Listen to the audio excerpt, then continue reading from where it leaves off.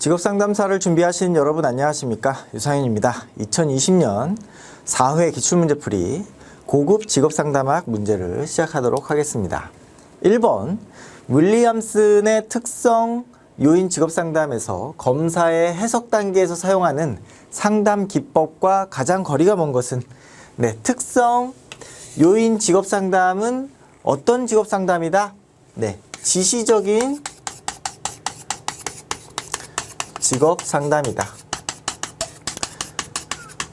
그렇기 때문에 이러한 수용과 같은 우리 비지시적인 직업상담에서 사용하는 그런 기법들을 우리가 활용하지 않는다. 반대로 충고, 설명, 설득과 같은 우리 기법들을 많이 활용한다. 그래서 직접 충고, 그 다음에 설득, 설명, 요런 기법들을 많이 활용하고 있다. 그죠? 요것이 비지시적 상담과 다른 점이다. 이렇게 이해하시면 되겠습니다. 그래서 정답은 2번이 되겠네요. 다음 문제 보겠습니다.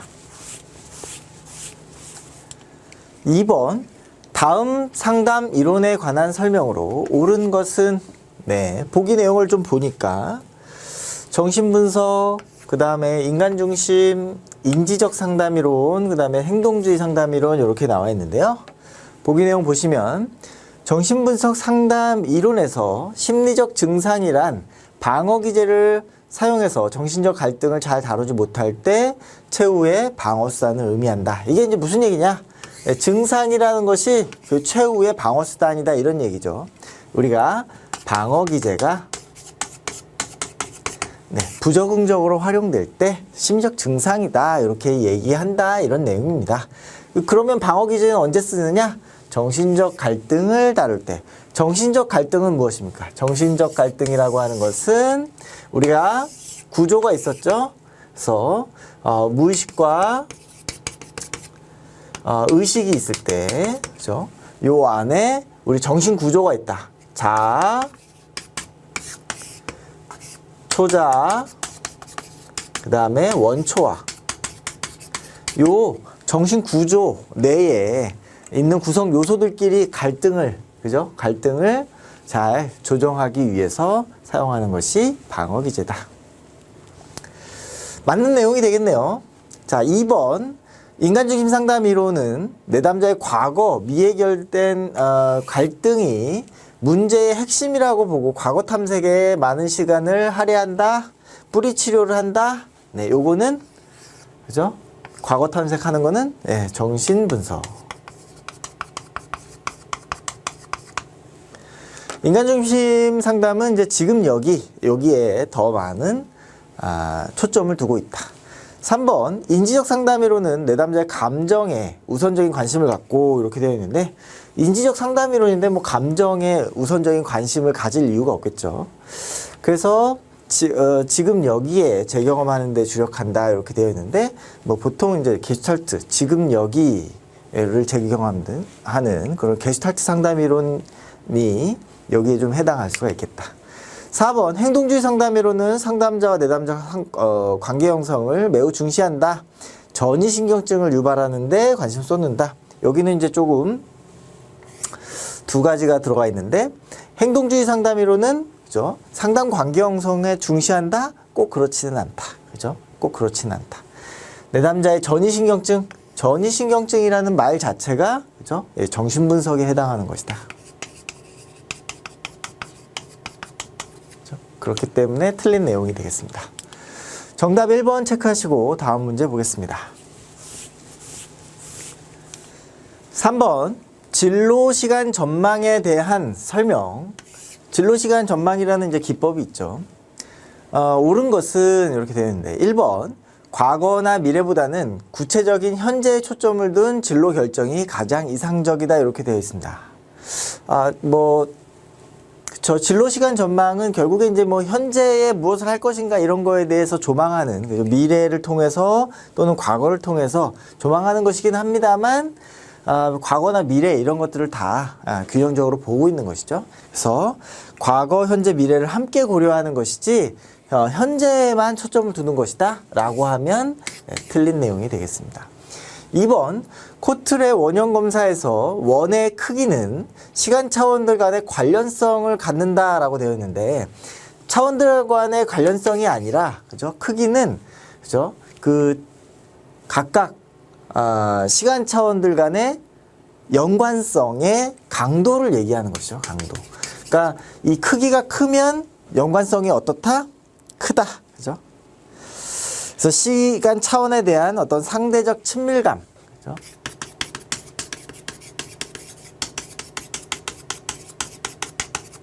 을 나타내는 것이다. 자, 3번, 코틀의 원형 검사에 기초한 시간 개입에는 방향성, 변별성, 통합성이라는 측면이 있다. 맞는 내용이죠. 그래서 방변통 이렇게 외우시면 됩니다. 방변통. 4번, 주관적 진로는 생애 주기 동안에 가진 일련의 관찰 가능한 지위로 구성된다 이렇게 되어 있는데, 주관적 진로는 관찰 가능하지가 않겠죠. 그래서 틀린 내용이 되겠습니다. 그래서 3번의 정답은 3번이 되겠네요. 다음 문제 보겠습니다. 4번, 보딘의 정신역동적 직업상담.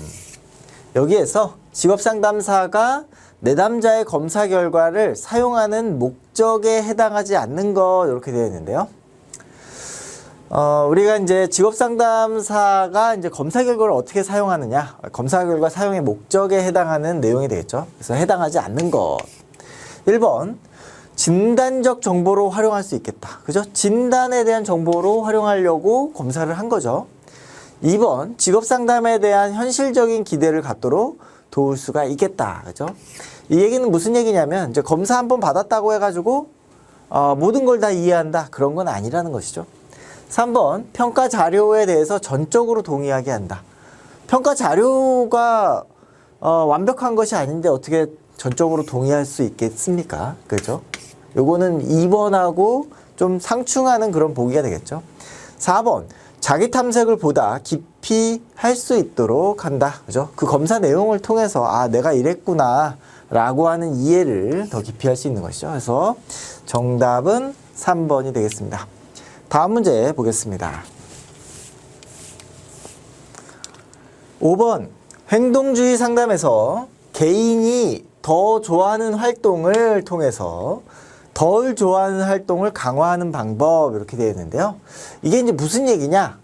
우리가 강화를 한다는 것은 뭔가 이제 보상을 해야 된다, 이런 긍정적 대상자가 좋아하는 거를 보상을 해줘야지 뭔가 긍정적인 활동이 빈도가 높아진다 이렇게 얘기를 합니다. 그래서 예를 들어서 긍정적 활동을 하게 되면 여기에다가 보상으로 뭘 줍니까? 예를 들어서 사탕을 준다 라고 했을 때 이걸 강화물이라고 하죠. 이라고 했을 때 그러면 이제 이 활동이 이제 더 강도가 높아진다. 근데 이 자리에 요 강화물이라고 하는 요 자리에 무엇을 두느냐? 더 좋아하는 활동. 그죠? 더 좋아하는 활동. 요거를 넣어준다는 겁니다. 보통 많이 이제 예시로 들어오는 것이 게임 같은 것이 되겠죠. 우리 이제, 내담자가 이 컴퓨터 게임을 좋아하기 때문에 이 더 좋아하는 활동을 강화물로 주는 것이죠. 그래서 무엇을 하게 한다? 숙제를 하게 한다. 이 숙제는 무엇입니까? 여기에서 덜 좋아하는 거.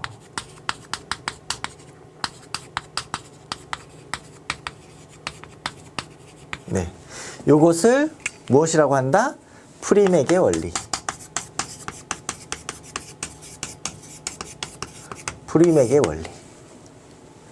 우리가 이제 어떤 보상을 주는 강화물이 어떤 물건일 필요는 없다, 이런 의미에서 굉장히 의미가 있는 우리 이론이다 이렇게 이제 보시면 되겠고, 이거를 프리맥의 원리다라고 이해하시면 됩니다. 요거는 이제 기억을 해 두셔야 되겠죠. 그래서 5번의 정답은 1번이 되겠습니다. 다음 문제 보겠습니다. 6번 교류 분석적 상담.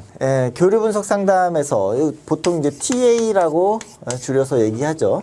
개인이 자신이 선택한 확립된 삶의 입장을 가지려는 욕구, 우리가 이제 욕구 갈망이라고 하고 보통 이렇게 헝거라는 표현을 교류 분석에 쓰는데요. 자신이 선택한 확립된 삶의 입장. 네. 뭐 입장이라는 표현이 나와 있죠. 그래서 사실은 이 문제를 잘 읽으면 이 문제는 바로 풀 수가 있는 것이죠. 4번이 이제 정답이 되겠습니다. 입장 갈망. 그래서 입장 갈망이라고 하는 것은 삶에 대해서 긍정적인 문제 해결을 하기 위한 생활 양식을 획득하면서 자신이 선택한 확립된 삶의 입장을 가지려는 그런 욕구다 라고 해서 생활 양식이라는 표현이 나오는데요.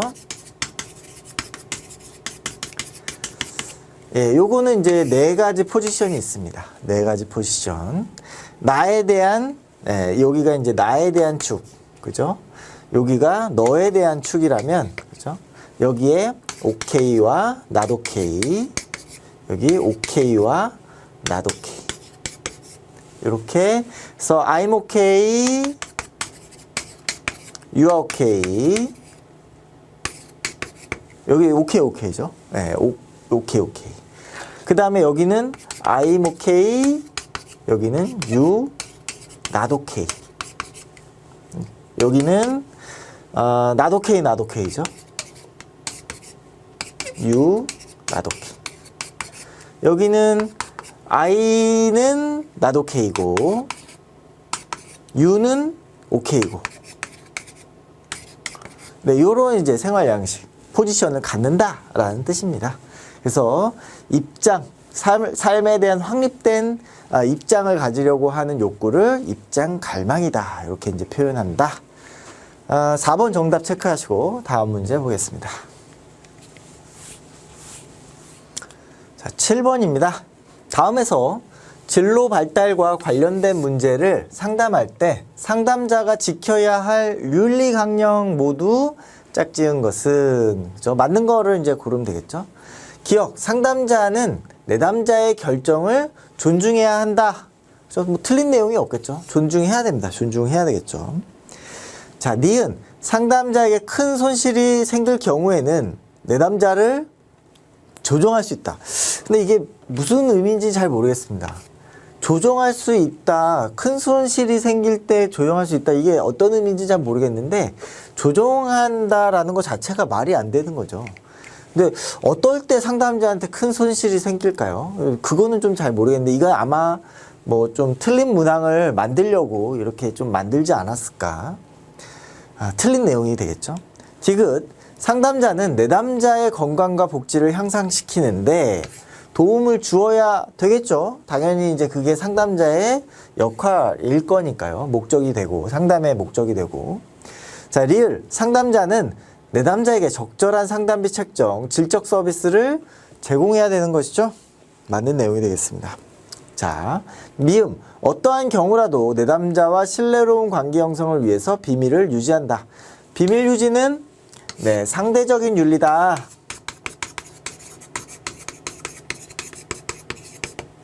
네, 그래서 윤리 상대주의라고 합니다. 이게 무슨 얘기냐? 다른 윤리랑 충돌할 경우에, 상충될 경우에 제한을 둘 수 있다라는 것이죠. 예외가 있다. 그렇죠? 우리는 잘 알고 있습니다. 비밀보호에 예외가 있다라는 걸. 그렇기 때문에 어떤 경우라도 비밀 유지를 해야 된다. 이거는 이제 틀린 문구가 되는 것이죠. 자, 그러면은 네, 니은하고 미음이 이제 틀린 내용이 되겠네요. 그래서 정답은 1번이 되겠습니다. 다음 문제 보겠습니다. 8번. 드보노의 6개의 생각하는 모자, 육각 모자 기법이죠. 이 모자 색에 해당하는 역할로 틀린 것은 이렇게 나와 있는데요. 육색 모자 기법. 색깔이 이제 6개가 있다. 보면 흰색, 그 다음에 노란색이 있고, 그 다음에 검정색,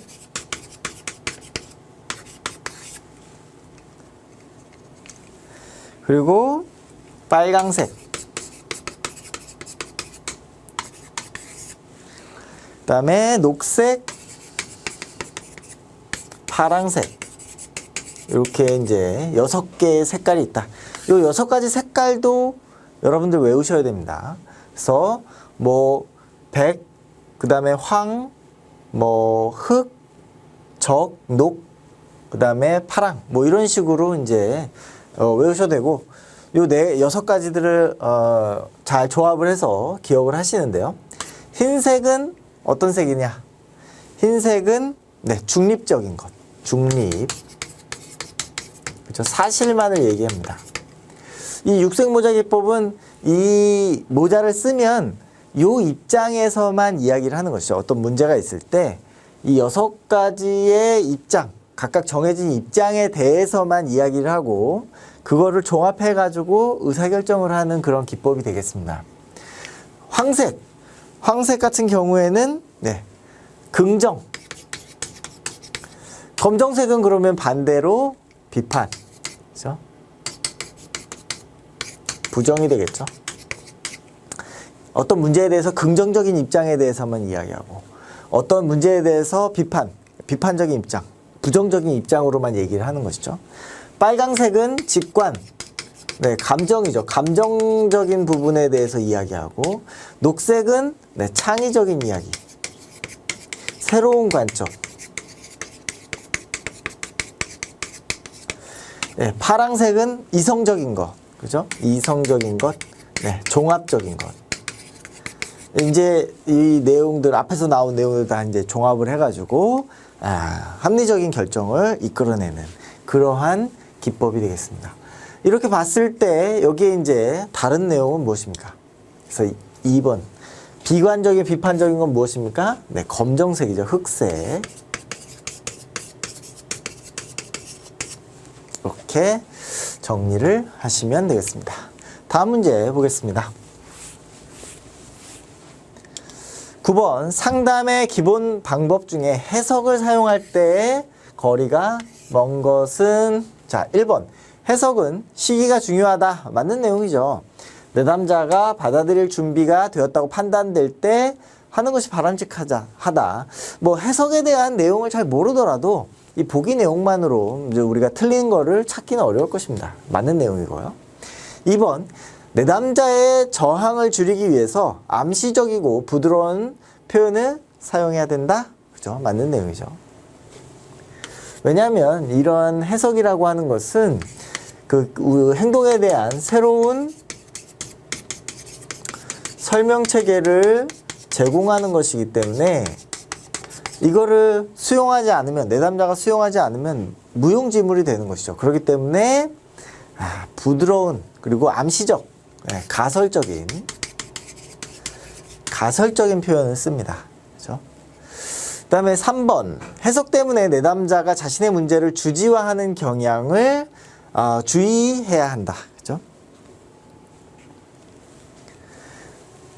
자신의 문제를 주지화하는 경향, 이렇게 설명 체계를 제공하기 때문에 그거를 이렇구나라고 자기가 정말 받아들이는 것이 아니라 이런 어려운 얘기로 그냥 주지화, 방어시키는 것이죠.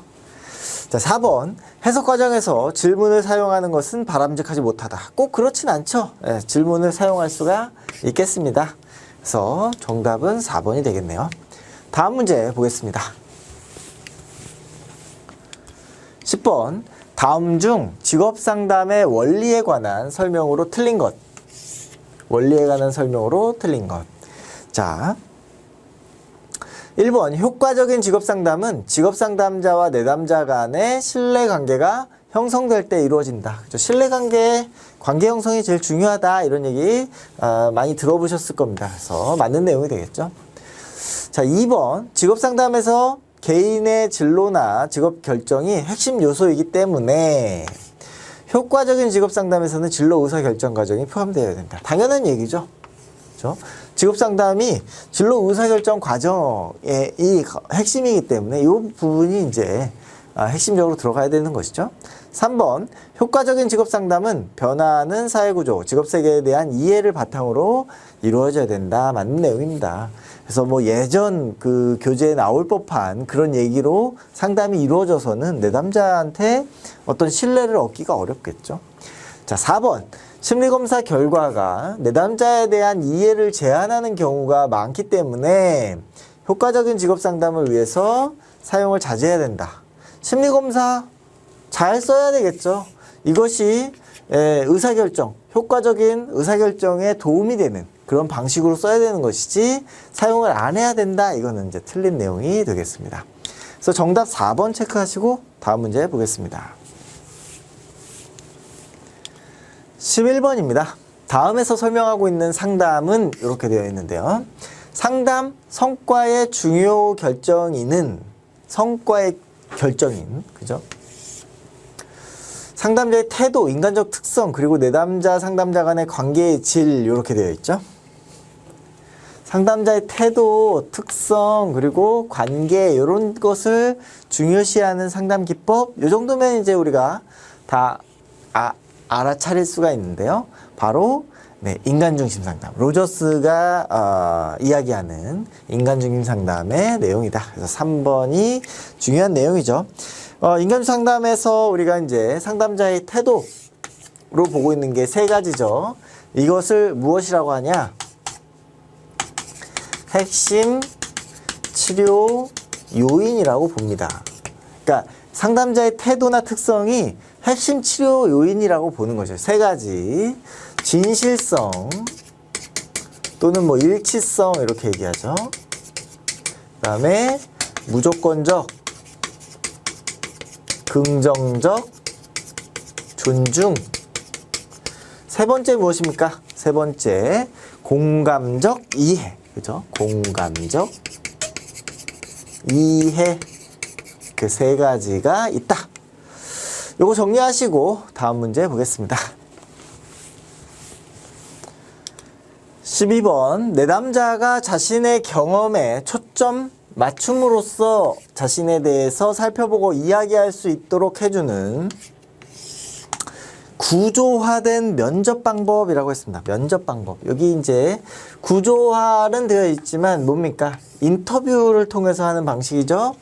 요거는 직업 카드 분류나 진로 가계도 뭐 투사적 방법 이런 것들은 그죠? 면접 방법이라고 얘기할 수는 없겠죠. 어떤 도구를 활용하는 것이니까요. 그렇다면 1번이 정답이 되겠습니다. 생애 진로 사정. 이 생애 진로 사정 기법은 무엇이다? 면접 방법이다. 인터뷰 방식이다. 라는 거를 기억하시면 됩니다. 그죠? 굉장히 이제 내용을 알고 나면 굉장히 답을 찾기 쉬운 내용이 되겠죠. 나머지는 뭐 카드나 뭐 가계도나 투사적 어떤 그 검사 도구를 통해서 이제 우리가 하는 방법이라면 생애 진로 사정은 인터뷰 방법이다. 이렇게 정리하시면 되겠고요. 요 생애 진로 사정은 우리 이제 아들러 개인 심리학에 기초한 이론에 기초한 우리 구조화된 면접 방법이다. 여기까지 기억을 하시면 되겠습니다.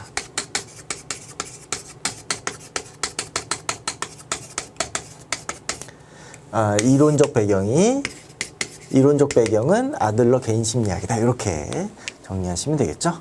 다음 문제 보겠습니다. 13번. 하렌이 분류한 의사결정 양식에 해당하지 않는 것은 이렇게 되어 있는데요. 요거는 뭐 어쩔 수 없이 이 하렌이 분류한 의사결정 양식이 무엇인지를 알아야 되겠죠. 세 가지가 있습니다. 세 가지. 첫 번째는 합리적 유형. 두 번째는 직관적 유형. 세 번째는 의존적인 유형이 있습니다. 합리적 의사결정. 좋은 거죠. 합리적 의사결정이니까. 우리가 이제 대부분 의사결정에서는 합리적 의사결정을 하도록 돕는 것이 이제 상담의 목적이 될 거니까요. 이건 뭐 우리가 이쪽으로 추구를 해야 되는 것이죠. 그러면 직관적인 건 무엇이냐? 직관적 유형은 우리가 주로 감정적인 어떤 객관적인 사실을 우리 논리적으로 이성적으로 판단하는 것이 아니라 감정적인 것에 의거해 가지고 우리가 그 의사결정을 내리는 것이죠. 의존적인 것은 무엇입니까? 본인이 뭔가 하려고 안 하고 수동적으로 남이 이제 할 때 다른 사람의 어떤 의사에 따라서 이제 수동적으로 의존적으로 의사결정을 하는 것이죠. 해당하지 않는 것은 요 세 개가 아닌 것이죠. 그래서 1번 주관적 양식이 되겠습니다. 그래서 하렌의 의사결정 양식 세 가지 기억하시고 내용이 뭔지 정도 정리하시면 되겠습니다. 다음 문제 보겠습니다. 14번 직업상담 중에서 진로 자서전, 의사결정 일기 이런 기법을 사용하는 직업상담은 무엇인가 인데요. 진로 자서전, 의사결정 일기 요것들은 우리가 기억을 할 수밖에 없죠. 요것들은 발달적 직업상담이다. 발달적 직업상담에서 활용하는 면담 기법이다. 이렇게 기억하시면 되겠고요. 발달적 직업상담은 누가 이야기한 거죠? 수퍼. 그렇죠? 수퍼의 발달적 직업상담. 그래서 진로자서전과 의사결정 일기는 발달적 직업상담에 해당하는 면담 기법이다. 이렇게 정리하시면 되겠습니다. 그래서 14번 정답 2번 체크하시고 다음 문제 보겠습니다. 15번 행동주의적 상담에서 외적인 행동 변화를 촉진하는 기법이 무엇입니까? 행동 변화를 촉진하는 기법이죠. 자, 1번 보시면 체계적 둔감법입니다. 이것도 이제 행동주의적 상담에서 활용하는 기법인데요. 행동 변화를 촉진하느냐? 그렇지는 않다. 부정적인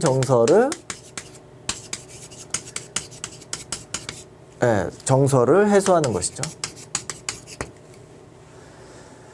주로 이제 불안이나 공포와 같은 것들, 그런 것들을 해결하는 내용입니다. 그래서 부정적 정서를 해소하는데 활용하는 기법. 2번 근육이완 훈련도 마찬가지죠. 긴장 이런 것들을 우리가 해소하는 것이죠.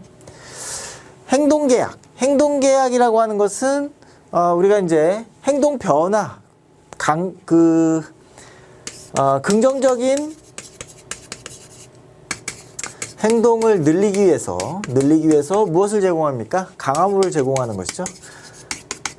이렇게 하겠다라고 하는 것을 계약하는 겁니다. 네가 만약에 인사를 잘하면 사탕을 주겠다라고 하는 것을 계약하는 것이죠. 그죠? 인지적 모델링과 사고정지는 이제 멈추는 것이죠. 그래서 외적인 행동 변화를 촉진하는 기법이다라고 얘기할 수는 없겠다. 보통은 인지적 모델링이나 사고정지는 부정적인 생각을 제거하는데 효과적인 그런 기법이 되겠습니다. 그래서 정답은 이제 3번이 정답이 되겠네요. 15번 정답 3번 체크하시고 다음 문제 보겠습니다. 16번 상담 중에서 내담자가 한참 동안 대화를 중단해서 침묵이 오래 지속되는 경우가 있는데 이때 어떻게 대처할 것인가? 자, 보기 내용 보면서 살펴보겠습니다. 1번에 중단 없이 대화를 이어가는 것이 중요하기 때문에 내담자가 지속적으로 대화에 집중할 수 있도록 상담자가 무슨 말이든 먼저 꺼내야 된다 라고 하는데 꼭 그렇지 않죠.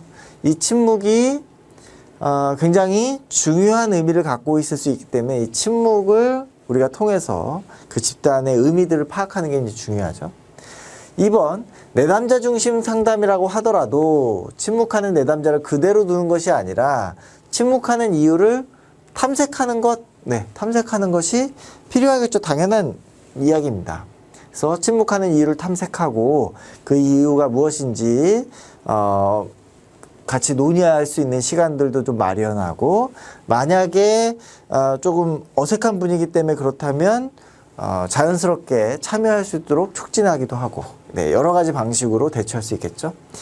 3번 침묵은 상담자에 대한 저항이나 중단을 의미하기 때문에 내담자의 의도를 존중해서 상담이 중단돼야 된다. 너무 극단적인 내용이죠. 말이 안 되는 내용입니다. 그래서 틀린 내용이 되겠죠.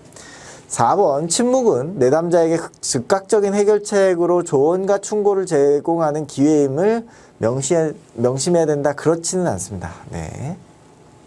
그래서 이유를 탐색해가지고 적절하게 대처하는 게 중요하다. 그래서 2번이 정답이 되겠네요. 다음 문제 보겠습니다.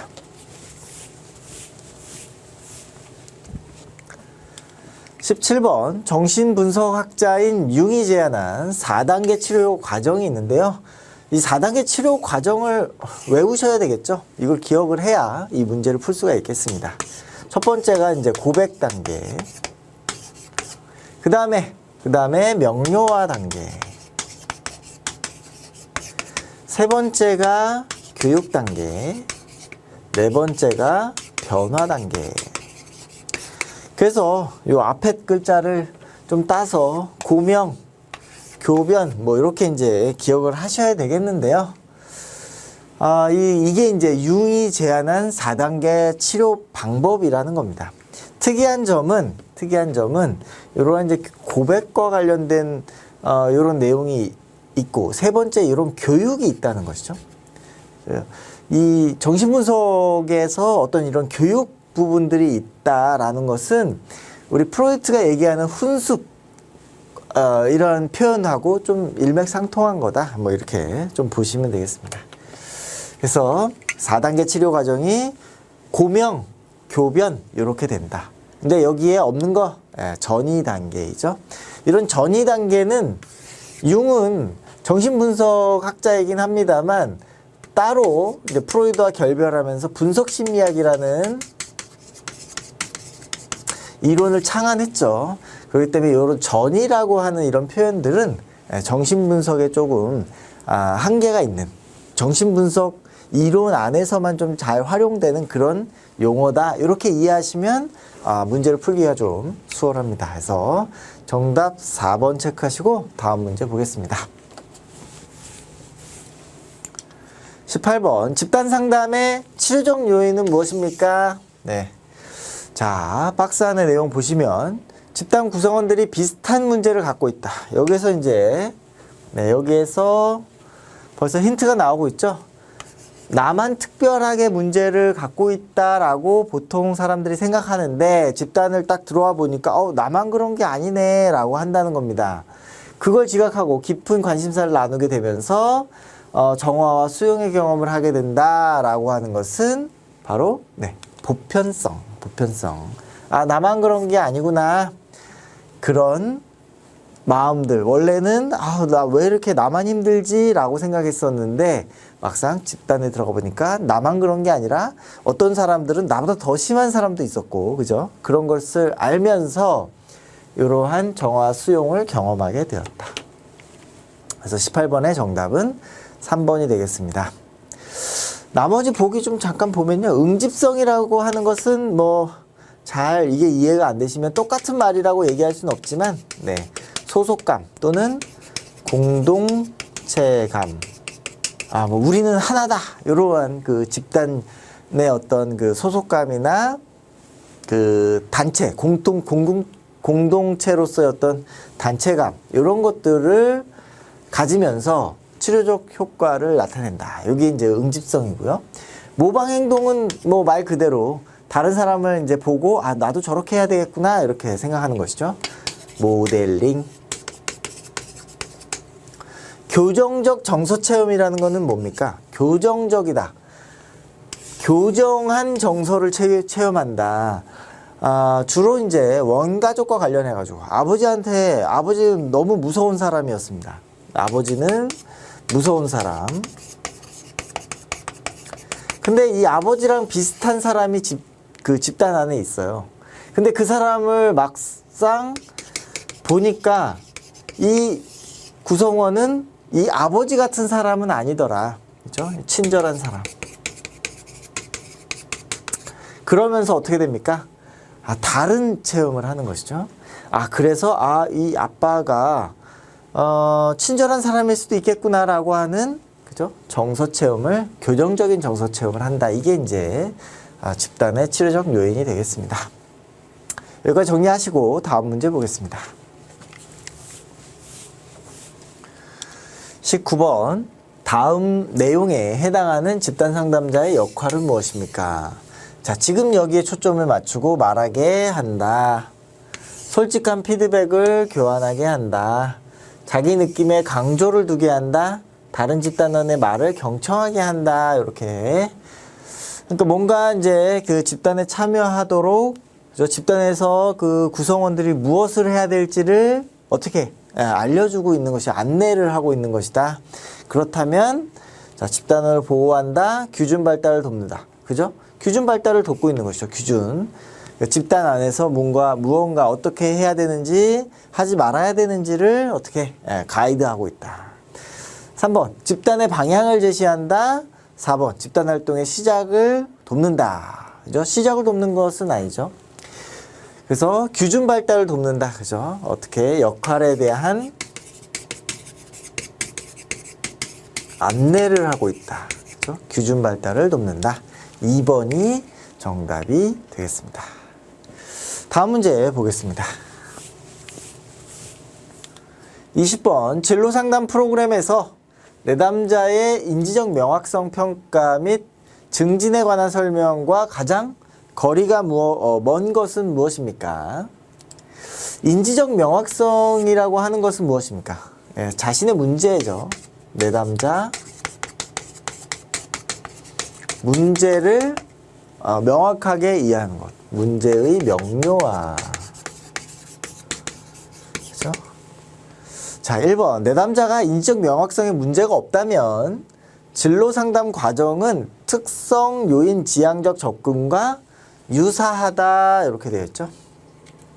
이게 무슨 얘기냐?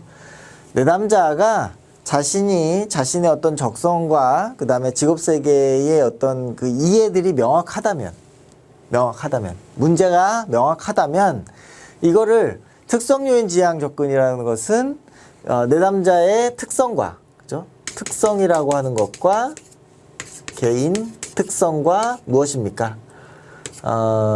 직업의 요인, 요것을 매칭하는 그런 과정이다. 그죠? 매칭하는 그런 과정이다. 이것과 유사하다. 이 얘기입니다. 그래서 이 내담자가 자기가 왜 이 직업에서 적응하기가 힘들고 내가 원하는 기대하고 뭐가 다르고 이것들을 잘만 이해하고 있다면 요 매칭만 잘해주면 된다. 이런 의미가 되겠죠. 맞는 내용이 되겠고요. 2번. 경미하거나 심각한 정신건강의 문제, 정보 결핍, 고정관념 등은 낮은 인지적 명확성의 원인이 되겠죠. 이런 정보가 제대로 없고 고정관념이 있을 때는 문제를 제대로 이해할 수가 없겠죠. 그 다음에 3번. 내담자의 인지적 명확성과 동기를 평가해서 문제가 있을 때에는 심리적 상황에 대한 프로그램을 먼저 실시한다. 이렇게 되어 있는데요. 그러니까 결국에 인지적 명확성을 먼저 해결해야 나중에 직업세계하고 우리가 이제 매칭할 수 있다. 이런 의미가 되겠죠. 4번. 미결정자나 우유부단자 등의 인지적 명확성에 문제가 있는 내담자에게서는 미래사회 이해 프로그램이 도움이 안 되겠죠. 당연히. 그래서 그 자신의 흥미, 적성 이런 것들을 알아보는 자기 이해 프로그램, 인지적 명확성을 돕는 프로그램, 이런 것들이 이제 도움이 되겠다. 그래서 20번의 정답은 4번이 되겠고, 인지적 명확성이라는 게 무엇인지 이해하는 정도로 우리가 정리를 해보시면 되겠습니다. 여기까지 해서 20번 문제까지 모두 풀어보았습니다. 수고하셨습니다. 감사합니다.